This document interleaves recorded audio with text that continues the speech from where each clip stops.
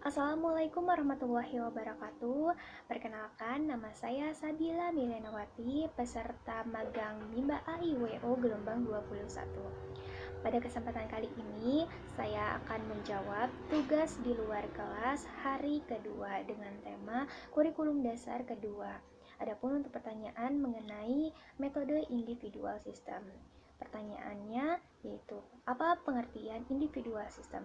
Individual system merupakan proses belajar yang berpusat pada anak sebagai subjek belajar. Artinya, pendekatan yang dilakukannya itu sesuai dengan keadaan masing-masing anaknya. Selanjutnya, untuk pertanyaan kedua, mengapa pendekatan yang dilakukan harus individual system? Kenapa pendekatannya itu harus individual system? Karena untuk menciptakan proses belajar secara bertahap, karena tidak mungkin proses belajarnya itu bertahap jika proses belajarnya dilakukan secara klasikal. Dengan pendekatan individual system, tentunya motivator dapat memberikan materi sesuai dengan karakter dan kemauan dari masing-masing anaknya. Selanjutnya, yaitu apa tujuan yang ingin dicapai dengan melakukan pendekatan secara individual system. Tujuan dari dilakukannya pendekatan individual system yaitu agar proses belajarnya dapat dilakukan secara bertahap atau small step system. Selanjutnya, pertanyaan keempat, di Bimba, murid dan guru memiliki peran masing-masing. Sebutkan apa peran guru dan murid. Nah, guru dan murid ini memiliki peran yang berbeda, di mana guru atau motivator itu berperan dalam memberikan motivasi dan apresiasi kepada anak sehingga anak itu akan menjadi bersemangat dalam belajarnya, sehingga semakin hari akan semakin meningkat terutama dalam minat belajarnya. Dan guru juga atau motivator memfasilitasi atau memberikan kegiatan bermain sambil belajar yang sesuai dengan kemampuan anak itu sendiri.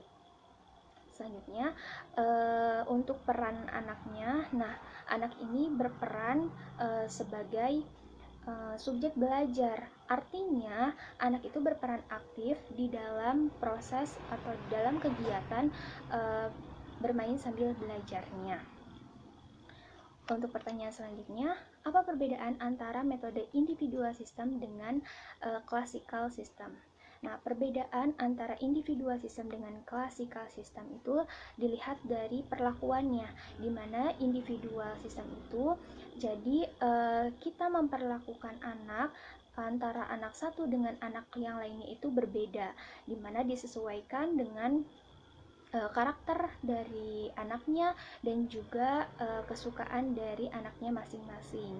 Sedangkan untuk yang classical system, jadi kita itu memperlakukan antara satu anak dengan anak yang lainnya sama, jadi sama rata, tidak dibedakan, tidak disesuaikan dengan kemauan dan juga karakteristik dari anaknya.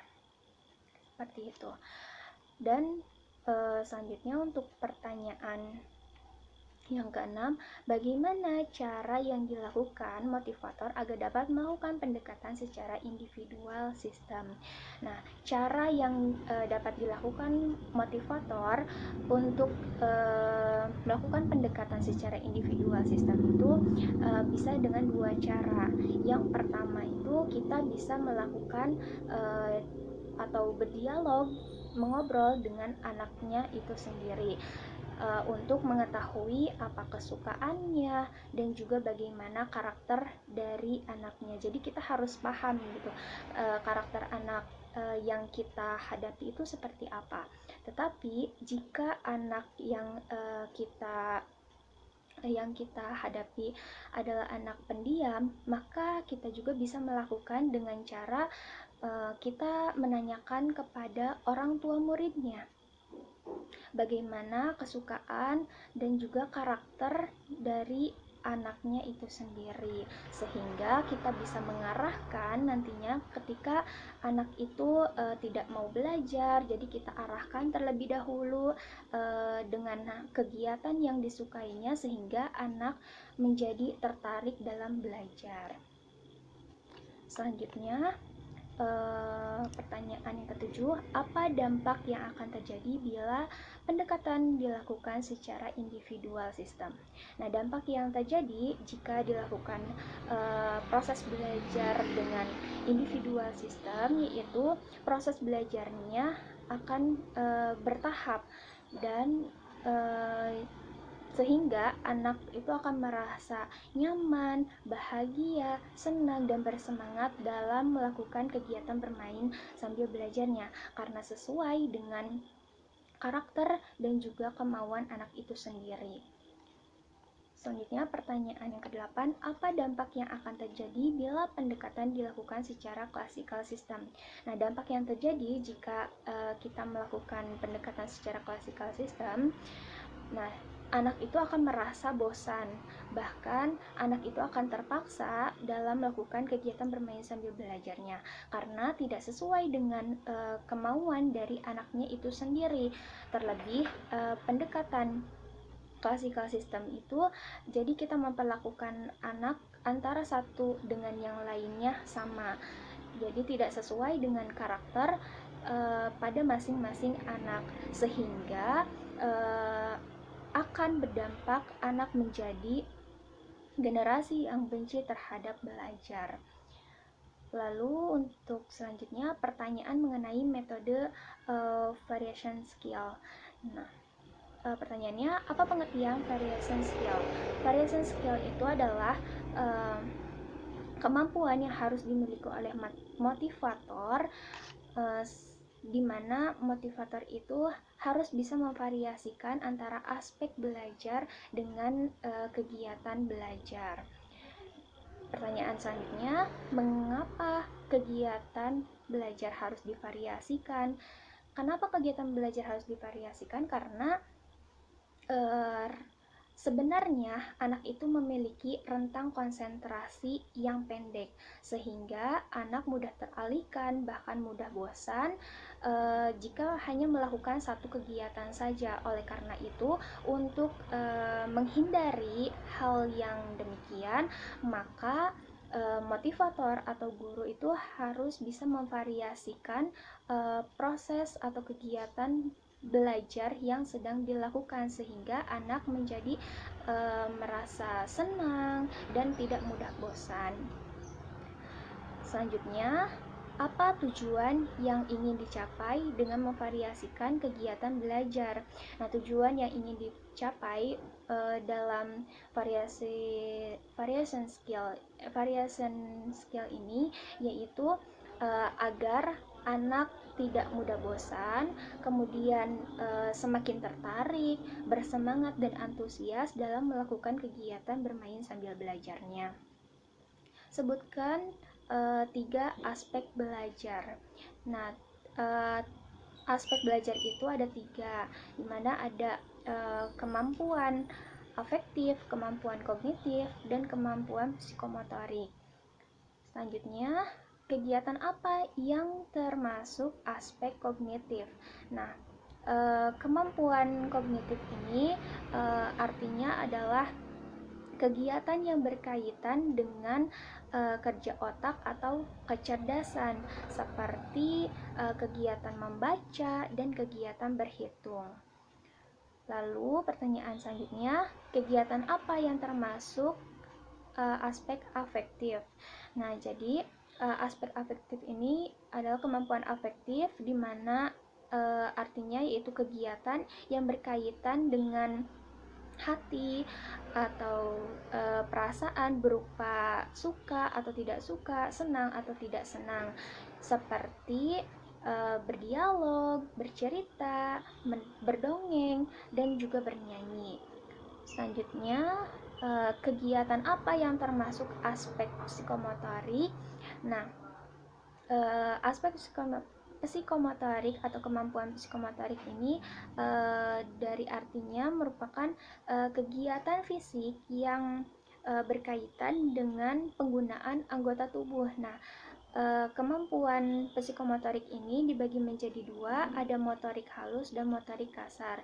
Nah, untuk motorik kasar itu jadi penggunaannya lebih kepada kaki dan juga tangan. Seperti contohnya melempar, menangkap, dan juga menari.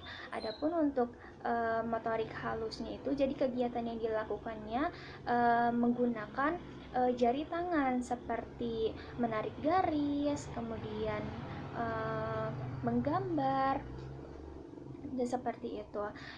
Tetapi di Bimba sendiri untuk kemampuan psikomotoriknya itu lebih kepada motorik halus, jadi lebih banyaknya di motorik halus seperti menarik garis dan juga menulis. Selanjutnya, bagaimana cara motivator memvariasikan kegiatan belajar dengan aspek belajar? Nah, cara motivator untuk memvariasikan kegiatan belajar dengan aspek belajar ini dilakukan atau bisa diterapkan dengan istilah teori bandul. Kenapa teori bandul? Karena sifat bandul itu selalu kembali ke tengah. Ketika bandul yang ada di tengah itu digerakkan ke kanan, maka dia akan balik lagi ke tengah. Kemudian ketika bandul itu dari tengah digerakkan ke kiri, maka akan balik lagi ke kiri. Oleh karena itu, dari bandul ini bisa diketahui ada prioritas atau kegiatan utama yang paling sering dilakukan, di mana di Bimba itu sendiri kegiatan atau prioritas utamanya adalah bermain baca-bacaan. Jadi ketika nantinya anak merasa bosan, maka kita bisa melakukan kegiatan selingan. Kegiatan selingannya seperti apa? Tentunya kegiatan selingannya bisa dilakukan dengan kegiatan berhitung ataupun menulis. Tetapi yang paling utama atau prioritas utamanya adalah bermain baca-bacaan, seperti dengan bermain modul baca Bimba AIWO, kemudian dengan membaca buku cerita, dan yang terkait dengan kegiatan baca-bacaan. Selanjutnya, untuk pertanyaan mengenai teori dasar dalam psikologi pendidikan. Apa yang dimaksud dengan the law of effect atau hukum akibat? Nah, the law of effect ini jadi jika suatu kegiatannya itu menyenangkan, maka nantinya akan diulang. Kenapa diulang?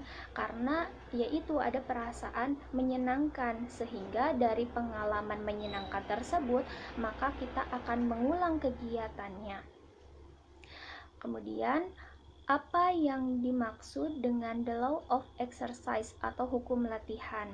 Nah, jadi ketika kita melakukan kegiatan atau sudah mengulang kegiatan yang menyenangkan tersebut, nantinya kita akan menjadi sering latihan. Karena adanya sering latihan tersebut, maka kita akan menjadi mampu. Begitu. Selanjutnya, apa yang dimaksud dengan the law of exercise atau hukum apa yang dimaksud dengan the law of readiness atau hukum kesiapan. Nah, hukum kesiapan ini jadi ketika kita sudah mampu, maka kita akan menjadi siap dan terampil untuk mengarah atau menghadapi tahap selanjutnya. Dan proses atau kegiatan yang dilakukannya pun akan menjadi semakin menyenangkan. Dampaknya nanti kita akan tumbuh minat yang menggelora atau dinamakan dengan minat kuadrat. Seperti itu. Mungkin cukup sekian dari saya, kurang lebihnya mohon maaf.